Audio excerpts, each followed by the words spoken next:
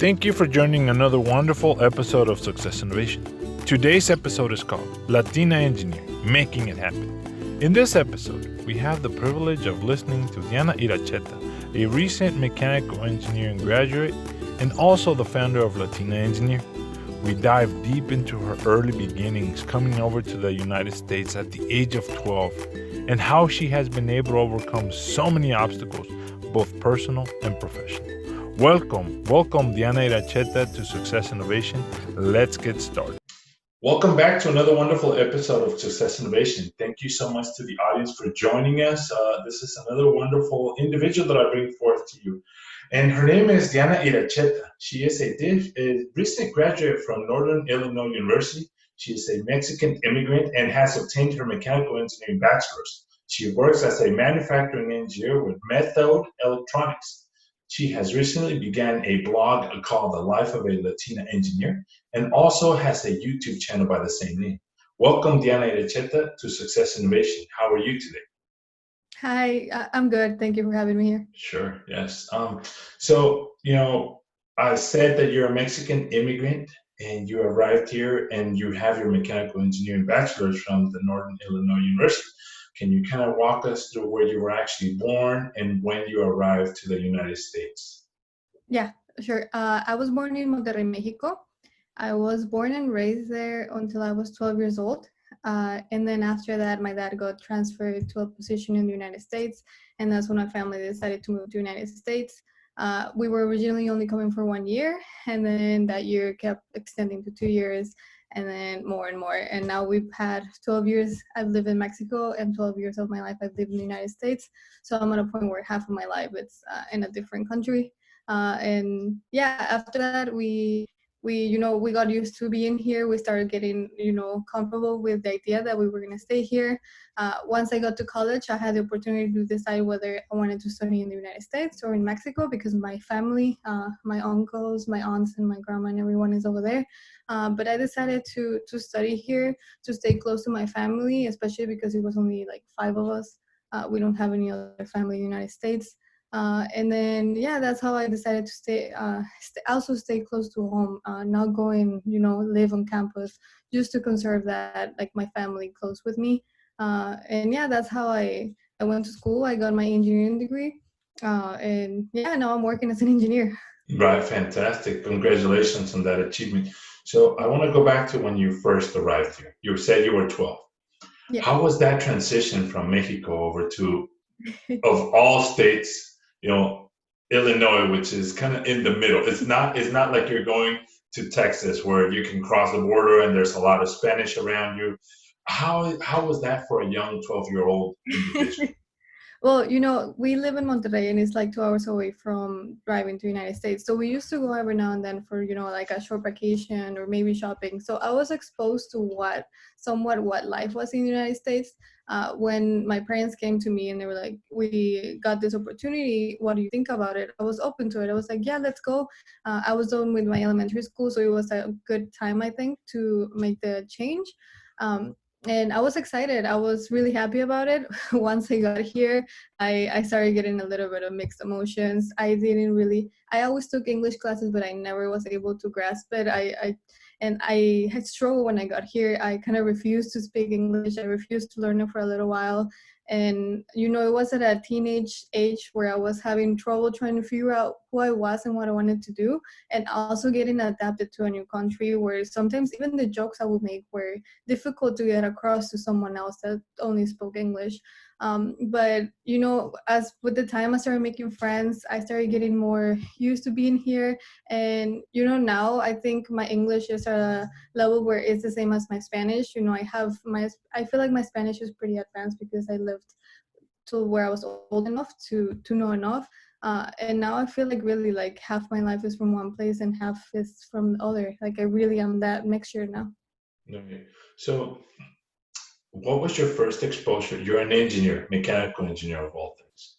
Was that because your parents instilled in you, they showed you what an engineer was, or how did you discover engineering? My dad he went to school for communications and electrical engineering, and my mom did industrial design. So I was exposed to the STEM world from a young age. I didn't quite know exactly what engineering was. I just knew, it was a good career. It was what my dad did. Every now and then he took me to his job, so I kind of had an idea. But once it came time to me to pick a career, I literally went through every single career. Went through nursing, business, and then engineering, and then again over like every single other career. And eventually I ended up, deciding that engineering, and what got me into engineering was more like physics. It was something that I liked. I liked the problem solving. So I was like, you know what? This is what I want to do. And at the beginning, I didn't want it to because I didn't want people to think it was, your parents are in the STEM fields. That's what you have to do. And they never enforced it in a way where you have to do something like we did. It was more like you should get an education. Like that would be the one thing that we want you to have. And so I always have the mentality of, seeing myself going to college and having a career, but it was up to me to pick it, and I'm pretty happy with what I picked. Fantastic, fantastic. So, uh, from middle school to high school, Mhm. how was that transition?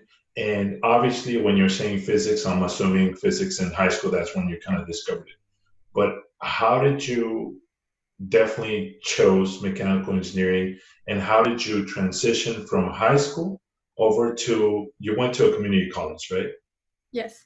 And Yes. how did you decide to go to a community college? Okay. Yeah. So, I mean, I didn't know what I wanted to study until my very last semester of high school. Even then, when I went to community college, I was more of a physics major than a mechanical engineer. So it still took me like a year and a half to figure out exactly my major. Being in high school, it was still a little bit. Well, I was adapted to the culture. I was still a little bit more on my own.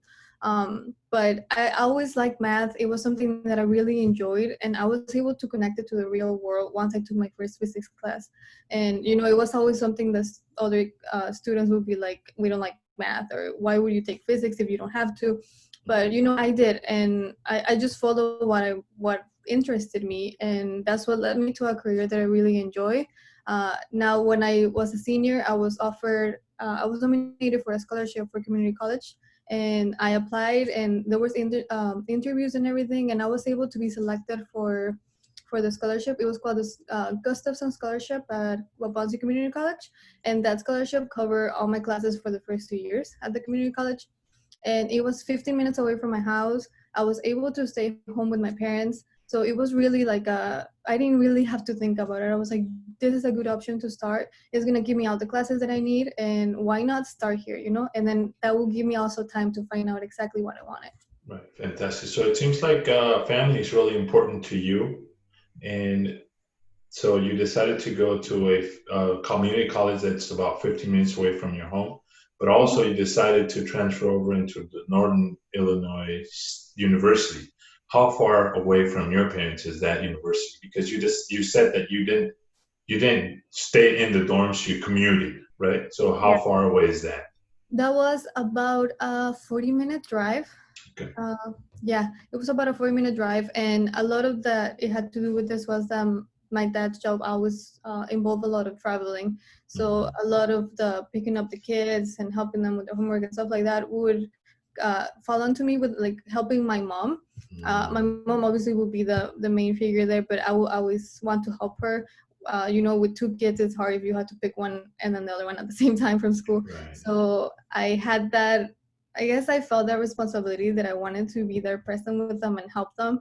So I didn't want to leave the house.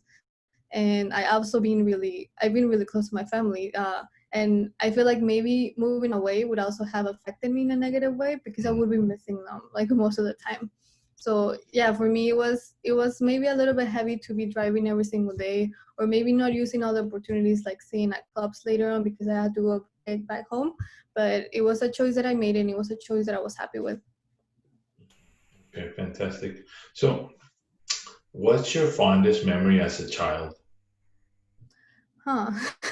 I think going to work with my mom all the time. Oh, okay. She would, even though she has her uh, industrial designer career. She has done a variety of different things through her life. And when I was younger, I was the only child for the first 8 years of my life. So she would take me with me, and I learned to be, just there with her to entertain myself and to learn a little bit about what she did. And it was just really fun to me to, like, get up in the morning and just get ready and go with her for the day and then come back later. Okay, fantastic, fantastic. So going back to the Northern Illinois University, what was the most difficult subject that you remember taking? Because community college is one thing, but when you go to a university level, it's a little different. What Yes. was your what was your memory of the hardest subject and that really shook you at that point? It was material science, and I think it was just the fact that it was a transition, that it was my first semester at a university. It was one of the largest classes that we had. So it was just challenging for me. It was one of the classes where, I got scared. I started thinking I couldn't do engineering. I actually had to retake that class. But, you stuck through it. You learned that it was a semester where I had to learn how to learn the content, how to work with the professors, how to, it was a new environment. It was the commuting. So while it was difficult, it was a good challenge. It was something that you learn a lot from. How did you cope with that? Because you mentioned that it was really difficult and you're going through this change of transition and you have so many things going at home and you feel that you're not necessarily fit to be an engineer. So there's doubt in your mind. How did you deal with that? I think there was that every single moment since I picked engineering, but it's something that you need to learn that it's going to be there. And I owe it a lot to my family and to my boyfriend at that time, that he's now my fiance.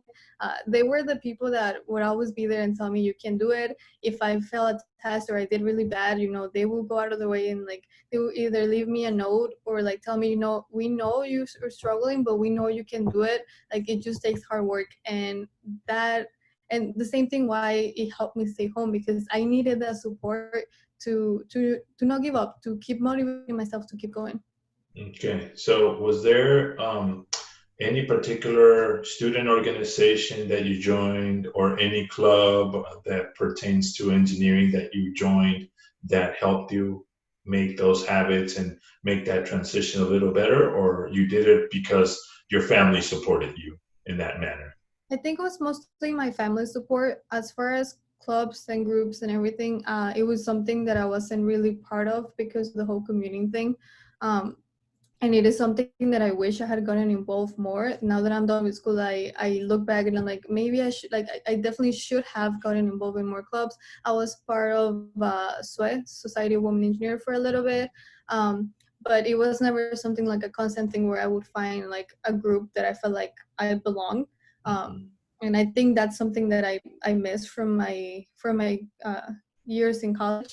But it was definitely the support from my family and from the people, like my friends, that kept me going. Right. And also because you got support from your family and you didn't really join any particular clubs, you didn't really have a large array of mentors. So you decided to become a mentor yourself. Can you kind of talk to me about that? Yes, well, I've always liked helping others. I think it's just something that really makes me feel happy and fills me with joy. And, I was, researching, a Latina in engineering or something related to that. And I couldn't really find that many resources. So it was like, you know what? Now that I was able to finish my career, I was like, I don't want to just say that I'm changing the stats because I did my degree. I want to be able to do something else. And it started more like, telling my story, and then eventually it just started turning into a way, how can I help more than just saying what I went through? So it's just a little bit things that I feel like are helpful, that I try to put out there, that might help someone else also is either stay motivated or make it easier to be successful in school. Okay, all right. And you mentioned earlier before we started recording that you had gotten internships at Method Electronics. How did that internship actually come about? Was it at a career fair over in Northern Illinois University? Was it something that you got connections because somebody you knew? How did that come about? Yeah, my dad worked for the company at a time, but at different divisions. So he was the one that was like, maybe you should start here. And, he kind of got me that recommendation. And then I went and interviewed. And then I started my first internship there. And then for the following year, I did a second internship at the same company, but at a different branch of the company. So that I got exposure to a different type of industry, because the industries in those two branches were completely different. And then from there, that's when I did my second internship. And before I was done, they actually called me back and they were like, you want to do an internship that transfer into a full-time position? So I took an internship my last semester of college. I was either driving to work or I was driving to college. And then the moment I graduated, I was able to have that position waiting for me. Awesome, fantastic. Congratulations on that. So, Thank off of you. that, how, what exactly do you see the courses that you studied in college are useful in an actual manufacturing engineering position? I think I think all of them, and I also depends on what you want to focus on. For example, I use more of like my mechanical design and my manufacturing classes because I'm doing manufacturing, but I'm also able to help the design team with some new projects and stuff like that. But we have specialties. We had people that specialize in heat transfer, and obviously they use those courses. Like I remember some of that, but I don't apply it as directly as they do. Like that's their everyday. So it depends on what you focus on, but something else is like, if like now I see that if I were to take the classes again, I will get so much more out of it because you're seeing how everything is applied. Right, fantastic. Yes, yes, yes, yes. So, what obstacles have you actually encountered in your path? Because if somebody's listening or watching this video, they might say, well, she had her dad there and she got referred to it, and or it might seem like, well, she was able to do it, but I don't think I can do it. What obstacles did you go through and how did you overcome those obstacles? Okay, so I can think of two. The first one was when I got here and my English, was limited. And, I was told, you can't be like a good student, because of your background.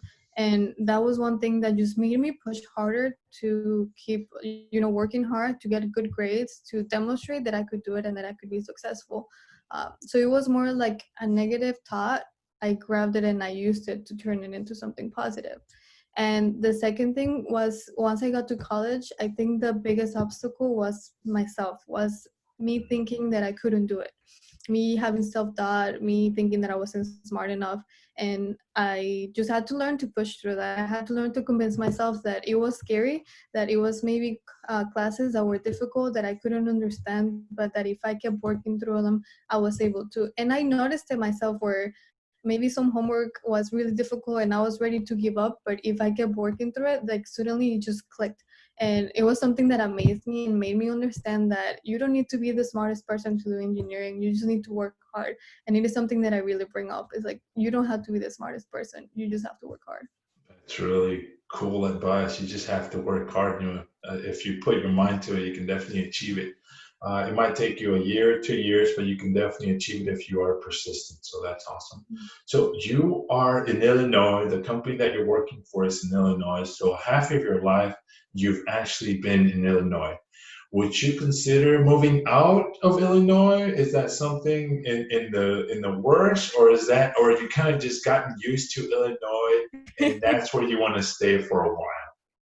Well, I've been here for so long that this is more like the place I've known. But actually, my family, my dad just changed jobs, and he potentially will be moving to Georgia at the Okay. end of the year. So that is a change for the whole family. So that will be like a potential. Be like maybe we go and follow them. But I think I'm at a point where I can move states or I can move countries and go back to Mexico, and I will be happy. My goal in life was finish my career and have a career that I could use anywhere. And I think I could do it if I were back to Mexico. And Mexico has always been a place that it's in my heart. It's where I grew up, and I wouldn't have a problem just grabbing my things and moving somewhere else, whether it's because to be in my family or because I find that it is a happier place for me. Great. And now that you bring up, the different countries, Mexico and U.S., DACA just got rescinded for the Supreme Court to be taken away. So how does that make you feel? I don't know if you're a DACA recipient or not, but how does that make you feel, and what are your thoughts on that? I'm honestly happy about it. I am not a recipient of DACA, but it is something that has always been present in my life, and it is something that it's young kids that came to the United States that they just want to do good. They just want to have an education. They want to work, and it is something that opportunity that needs to be given to them.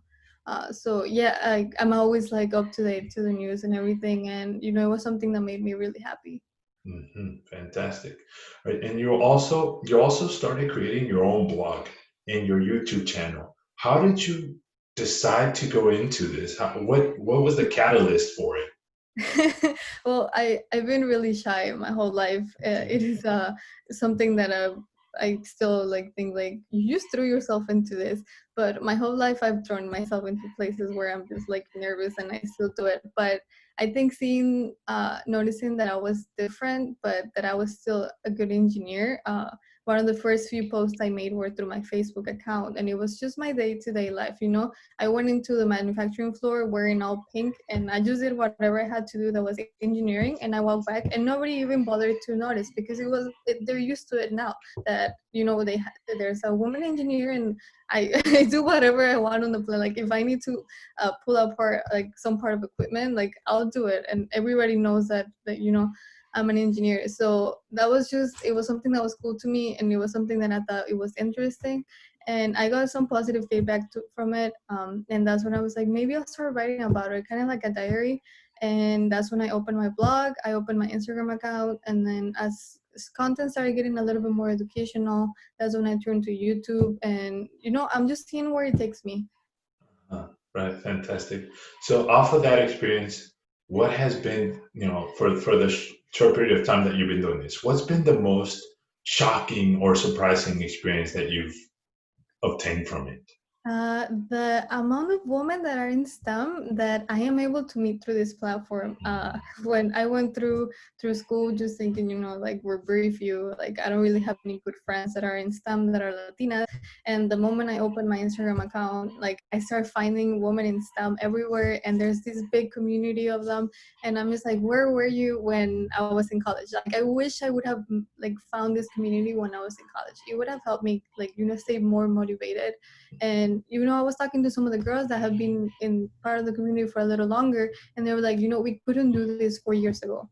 Like it's new. It's like a new wave of girls that are going into engineering, and we're going out there, and we're not just doing our careers. We're going out there, we're sharing our stories, we're trying to help others. We want to make a change, and it's something that it's my favorite part of it. That's your favorite part. Awesome. Obviously, there might have been, or there probably are, some obstacles when you're launching this blog and this YouTube channel. What have those obstacles been, and how have you been able to overcome them so far? Yeah, I think some of the obstacles are, for example, getting negative comments, negative feedback. It's a public platform, so you're always exposed to different people with different ways of seeing. The most recent one I can think of is just telling me that it was too girly, that my page is too girly, and it has nothing to do with my ability to be an engineer or not. And that's the way that I feel comfortable. It is something that took me a while to be used to. In college, I used to try to be more neutral, more like try to fit in. And now that I'm an engineer and at work, everybody's like comfortable with who I am. And if I want to wear like pink or dresses or whatever, it's fine. So I was able to embrace it. And then, I get questioned whether I should do this less girly or like, take it down a notch because it's too pink. And it's like, this is how I am. And the content I do is, for engineers, for women in STEM. And I think the content itself, it should be good enough, or it shouldn't matter if I straighten my hair, if I'm wearing a dress, if I'm wearing a fluffy jacket. It's what I'm trying to get across. And one of the things that I stand behind is anyone can be an engineer. So yes, I can be as pink as I want, and I can still be an engineer. Right. Yes, exactly. And obviously you're going to get a lot of negative comments and a lot of opposition from some individuals. And I bring this up because diversity and inclusion should be something that doesn't just necessarily talk about race or culture. It should also talk about gender and whatever that entails. And part of you is who you are, and everybody should be diverse and inclusive, including ourselves, to be able to accept ourselves for who we truly are. If you want to wear pink and fluffy dresses, go ahead. That's who you are, and you're catering to an audience because you're trying to showcase what you really know in the manner that you feel comfortable. So I acknowledge you for taking that head on and being who you are truly. So congratulations on that. Yeah. So what are the next steps for Diana Iracheta? You recently become a manufacturing engineer. Are you thinking of staying in the industry path, or are you eventually interested in becoming your own boss, doing your own venture via your blog and your YouTube channel, or a combination of both? I think I enjoy engineering so much that I wouldn't want to leave engineering. I plan on doing engineering for a while. Maybe eventually have a business or something like that, especially if I want to move to Mexico. And but uh, other things that I have in mind, other than whether staying in engineering or not. I mean, it is something that we see a lot, that women tend to leave engineering eventually, and it is not something that I would want to do. Like, what we want to have is women in STEM and women in staying in STEM. So it's something definitely that I want to be part of. But I do want to start a scholarship fund. We're kind of like in the process of that, start a nonprofit and finding how we're gonna fund it. But it's something that I've been thinking since I was in college. With a group of friends, I was able to finish school with the help of a lot of scholarships. So it is something that I've always wanted to do, and I feel like now we're finally closer to achieving that. And it's just great to get back to the community. I can't wait to meet the people that will apply for it, and like the winners, and to see how that's gonna help them. Is your plan for the scholarship to be local to Northern Illinois, or is it to be national in the U.S., or how do you envision it? I think it will be national. I wouldn't want to exclude it specifically to one school or to one area. I would love to meet the whoever wins the scholarships and everything, but I think it's more important to give that opportunity, especially because if it ends up being more look of a Latinas in STEM, or maybe just women in STEM, which we haven't decided yet, it will be like we will be able to reach so many more students if it was something nationally. All right, fantastic, awesome. Good leaders always create good leaders. Do you have any individuals you actually look up to? Who are your mentors? Yes, in college, in my community college and at NIU, I had two mentors. They were both women in STEM, and I think they were the ones that showed me that we could do it, and how the strong figures that they were was what motivated me to, be like them, work hard for it, earn my place, and have the respect to be successful in STEM. So I always look up for them. They were always there to encourage me when I wasn't doing good. When I was doing good, it was really helpful for me. It was really motivating, and there are two people that I will always look out for. Awesome, awesome, that's great. What do you believe your superpower to be? And if you don't think you have one, which superpower from any superhero would you select and why? Superpower, maybe just either working hard or like turning all the negative into positive. I think that's what Okay. had the biggest impact in me. It was the day I got the comment of the pink, I went and I started, I want to create this, and that's going to fund the scholarship, and I make it a way to empower me to work towards something bigger that's going to come out of that. So I think that would be, I guess, the superpower. Awesome, awesome. So the ability to turn the negative into a positive, into positive energy to continue moving forward. That's great. Are there any particular books, movies, or podcasts that you believe have made an impact in your life and that you wish more people would actually take advantage of it that you could share with us? Yes. Hidden Figures.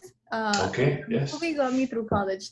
If Oh, I was struggling, I would play it on my screen while I was doing my homework, and just seeing that, all the great things they did, fighting, also discrimination, and it was something that also made me connect. We're not only women, but we're also a minority, and that kept me like motivated. I was like, I want to do that too. And I have the book. I did a rap giveaway recently, and the book was part of the giveaway because it was something that meant a lot to me. I actually have a doll of Katherine Johnson. I actually have it in front of me. I went and bought it, and I used to keep it in my desk at work, and now I have it in here in my home. And it is something that I look to, and it just inspires me to look at. okay. What was your most memorable scene from that movie? Uh, I, I don't. I like the whole movie. Yeah. When I don't know. I like the whole movie, and the three different stories are just impactful. But just the fact that she couldn't even drink coffee from the same pot than everyone else, because everybody just felt weird. And it's like she was just as smart as everyone else, and she's just the same as everyone else. And just seeing those type of discriminations, and while it's not as the same in today's world, we still kind of see that. For example, with me, that I was never believed at some point. I wasn't believed that I could be a good student just because of my background, or because my English wasn't as fluent. It was like, no, like I can be just as smart as a person that was born in the United States. Yes, no, thank you for sharing that insight with us. So obviously, we all have a definition of success at different times in our life. Right now, I want to know what your definition of success is at this moment. I think being Being happy is happy. successful. I was able to pick a career that I chose, and it is something that I enjoy every single day. I'm never bored at work. So to me, that's happiness. I'm stable, and I like what I do, and that's good enough for me to be happy and to feel like I'm successful. That's awesome. That's amazing. That's really cool. So being happy. Thank you for sharing that definition of success. This last question, I really enjoy this last question. And I want you to go back. I want you to go back to that 12-year-old young lady, Diana Iracheta, when she's coming over and she sets foot into that middle school, and you could definitely go back after that first class that she's freaking out, or she's really resilient to learn the English language, or she's really troubled. What would you say to her as she's coming back with her backpack and walking towards home? What would you share with her if you had about 2 minutes that you could share about three pieces of advice that would help her? I guess the first thing I would tell her is that she's gonna do great things, and she's gonna have a mission in life. I remember maybe even a little later in my life, I was questioning like, okay, I'm doing good in school. I was able to learn English, but what am I here to do? And I feel like now I'm able to answer that. I didn't just do engineering. I'm doing something to help other women also do engineering. So definitely, like, just give her that assurance that she's gonna do great things, so that she can be more motivated to keep working. The second thing would be that it doesn't matter what her classmates think during this time. I think as teenagers, we tend to worry a lot about what other people tell you, what other people think about you, and just like looking different, talking different, thinking different things are funny. It really it hurt me being kind of like not feeling welcome. And now that I look back, it doesn't matter. It just mattered that I focused on myself and I worked towards what makes me happy.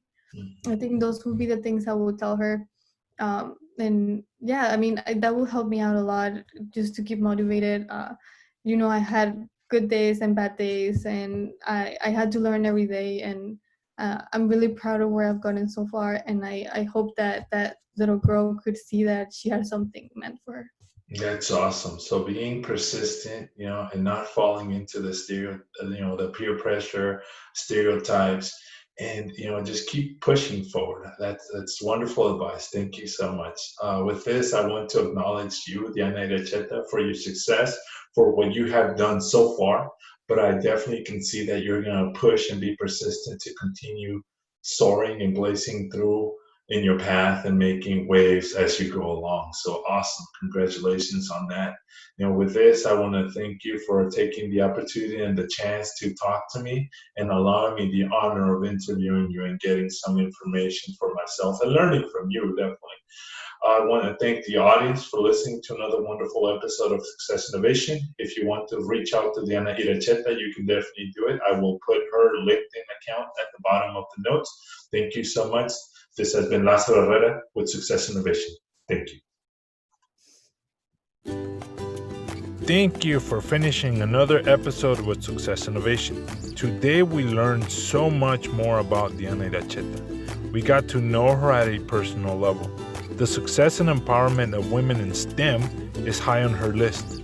It is important to note the decision Diana had to make when deciding to go study away from her family, but she opted to stay near her family. Family is important to her.